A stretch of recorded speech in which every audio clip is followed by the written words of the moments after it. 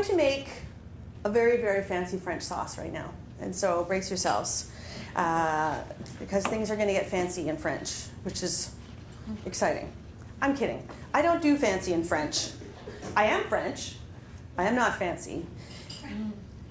But what I'm going to make is called a gastrique. So one of those sauces that has a rich culinary history, very much part of a kind of an authentic, classical, traditional French cuisine. Gastrique, you don't really hear too much of it anymore. And in fact, when I was trying to write it, my autocorrect kept changing it to gastritis, which is not right at all. All gastrique sauce is a savory version of caramel. When you make caramel, you start by caramelizing sugar, and then to make it into a sauce, you would add something like cream or butter. Delightful. When you make gastrique, you add acid and some kind of savory element. So it becomes extremely fun, and it again leads to one of those full, balanced flavor experiences. So you get that nice balance of the sweet and the sour and the salty. I'm going to do this with a few lovely little fillets of salmon. And you will be enjoying this very soon.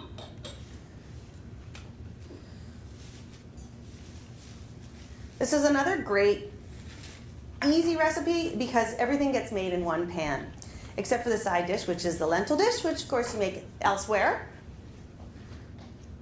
We decided to have lentils today because 2016 is, of course, the International Year of the Pulse, as we all know. You couldn't find a bigger fan of a lentil. I always have been. My pantry is stocked. My partner thinks that I have a lentil problem. I might have a lentil problem, but I have every type of lentil. And then regardless, every time I'm in the bulk store, I'm like, I think I better buy some more lentils. But we eat a lot of lentils. So a little bit of a quick sear on some salmon. Do a little S&P.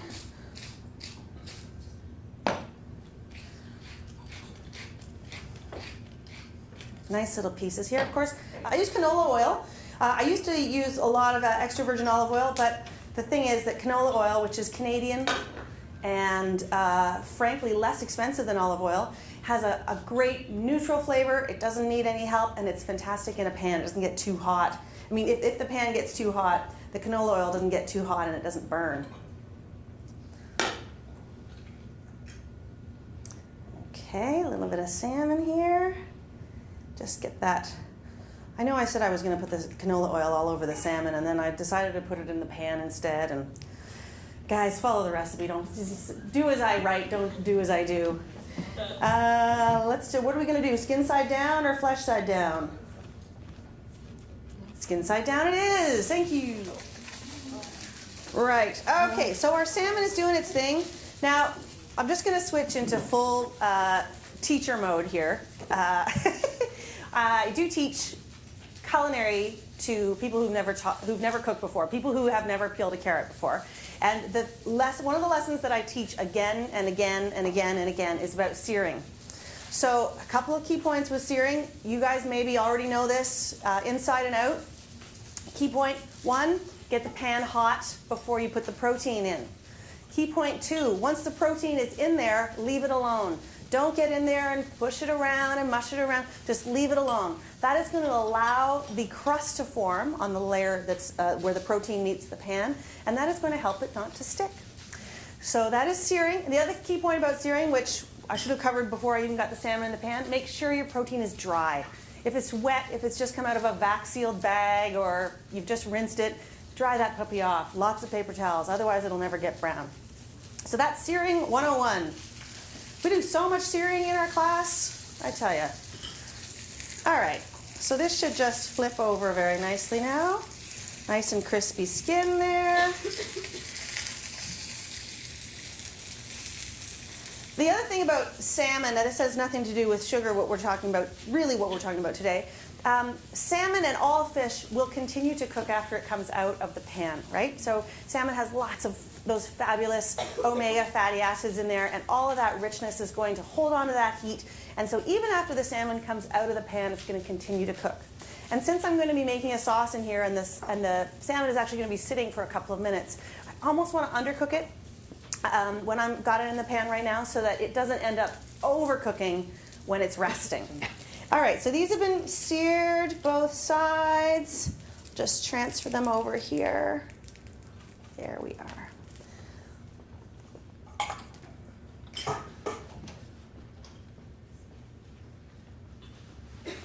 Just going to dump out that extra oil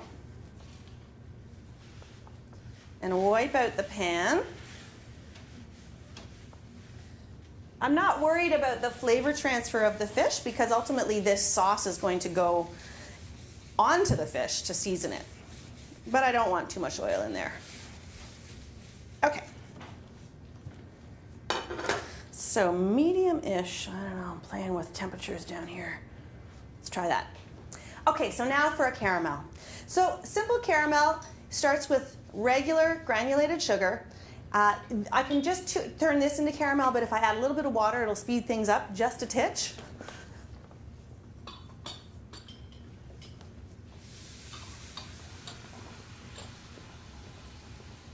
This is one of the most magical reactions in the kitchen. The way that this plain, regular ingredient, sugar, can turn into this incredibly magical sauce with just the addition of heat. I absolutely love watching this. And that's good because you should never leave caramel alone. Don't make the mistake of thinking, this is going to take a while. I'm just going to go ahead and clean the toilet because I've got about 10 minutes here. You do not. And in fact, you do not actually have 3 minutes to go and check your email. You do not have time. This is one of those moments where you just have to kind of zen it out. Taking some time, maybe you could do some squats. That's the most I can allow you. You could do some squats or lunges, do your Kegels, take that time, but you don't want to walk away because it's just one of the Murphy's laws of kitchens that caramel is one of those things that the moment you walk away, it burns. And I don't know, I mean, anybody who's made caramel probably knows, and then you have to start all over again. You have to wash the pan, you've got to soak it first. It's not good. What's happening here is I've got lots of small bubbles, so that means we're not close. As the bubbles start to get bigger and take up a bit more space in the surface here, they actually are getting the science is going to a place that I can no longer talk about, but it's getting closer to caramel. I'm sure if I was truly a scientist, I would be able to explain what's happening in terms of the cell structure and the binding and the this and one of those fun diagrams with like hexagons and dotted lines. But no, all I can tell you is when the bubbles get bigger, you're getting closer to caramel. I did a show last year where I cooked with a blind chef.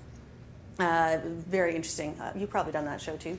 So there's she's actually American and she does a show and she's a blind chef. So one of the things I made with her was brown butter. And because you can't say to a blind chef, well, when it turns brown, it's done, obviously, you have to figure out with your other senses what brown butter smells like and sounds like and feels like. So you don't want to touch brown butter because it's hot.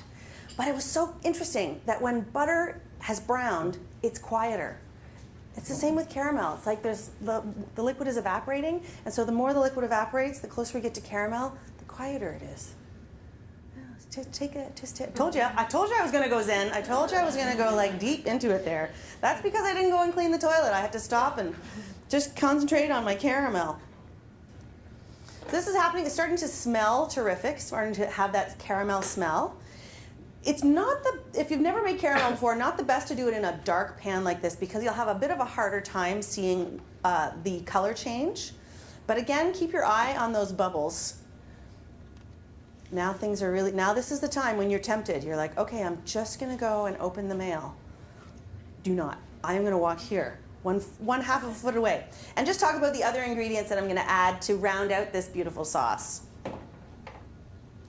So fresh lime juice and soy sauce.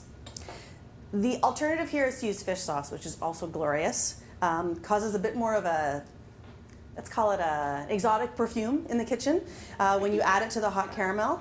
The soy sauce is great. We use low sodium to keep the sodium down, but whatever you have in the fridge, you just want to have something salty and something sour. When making a gastrique, you can always use any citrus, and that just mixes up the flavor of the caramel. So this is happening. I'm going to try to do some smell-o-vision here and waft that smell out to you.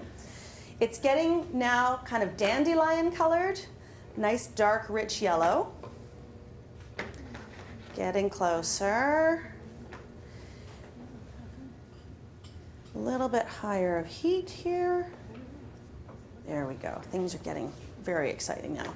Great sauce with fish. Also a fantastic sauce with chicken, but it can also take some like more simple things into a whole other level of deliciousness. Specifically something like tofu. That's another lecture of mine. It's another soapbox I stand on, how much I love tofu. But tofu, delicious with any kind of strong sauce. And that's why this goes so nicely with the salmon, because it has those deep layers of flavor that you get with a caramel. All those amazing chemical reactions that are happening in there that are making it toasty and nutty and roasty and glorious. That just works well with the strong flavor of salmon. And also, you know, frankly, we've all had salmon with miso, we've all had salmon with lemon and dill. This actually is probably something a little bit new. Okay, so what's happened here is it has become brown, it is smoking, the bubbles are fewer and smaller. And I don't have a spoon, hold on. I have a fork. I'll take a fork. So now this gets a little bit noisy and spattery. I'm going to add in the lime juice and the soy sauce. Now whenever you add liquid to caramel, it does that, which makes it a favorite with children's science fair projects. Now, don't barely even need a spoon, that just happens naturally. And then a couple tablespoons full of soy sauce. So once again, I've got that sugar as the base, and then the lime juice, which makes it sour and delicious, and then the soy sauce, which gives it umami richness. Really easy one-pan sauce. Yes, I had to pay attention to it while I was turning that sugar into caramel, but now it's ready. And then I just put the salmon right back in there to get it heated back up again and gloriously coated in sauce. And around this point, you should be tasting it with a little, sort of a pilaf of Puy Lentils that again have a little bit of that vinegar, a little bit of that sweetness from the vegetable, so another one of those nicely rounded, balanced flavors, flavor experiences. And with any luck, the vinegar smell, the lime juice smell is coming out into the room and you're smelling that. And it's making you feel very hungry. The smell of vinegar, acid cooking always makes me hungry.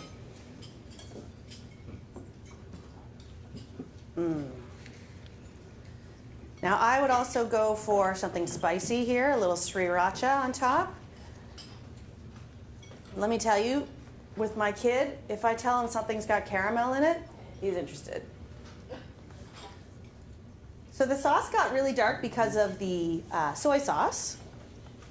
Fish sauce would make it a little less dark. Oh, but it's lovely and syrupy. I hope you're enjoying it. It's lovely and syrupy. And it just offsets the richness of the salmon to have that vinegary, lime juicy element there. And then, of course, the soy sauce makes it nice and flavorful.